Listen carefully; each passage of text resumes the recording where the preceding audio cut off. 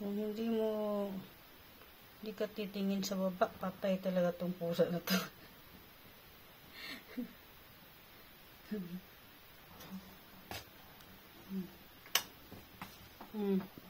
Sophie,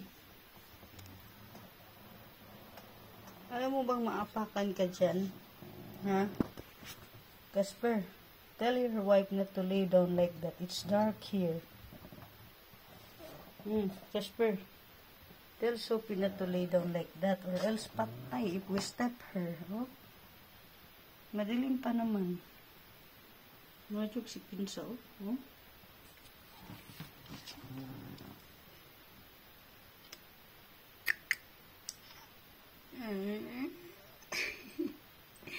Ay, naku, Sophie. Naadyo siya sa main door hallway. Feel hot?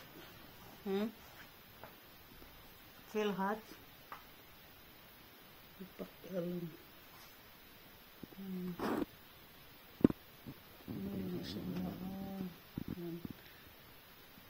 Gamay kag tiil. Ganda ng balahibo, tricolor. Ito yung pinakaunang pusa namin na na-adapt. From 2 months old. Ayan, kulilit. Maldita yan, ayaw ng maingay. Nananampal. Ayaw niya yung ginugulo siya. Pero mabait naman siya, malambing. Favorite niya na sinasampal si Casper.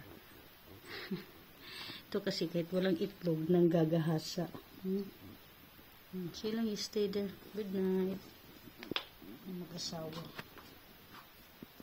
Yung anak nila nandito pala, ngayon ko lang napansin. Tadang! Good night, Mika.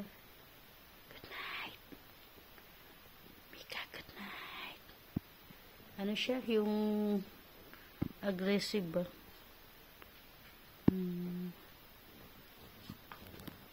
Sophie. Hindi nabubuhay pag wala si Sophie, umiiyak. Tinatulog na kayo. Good night. Time to sleep.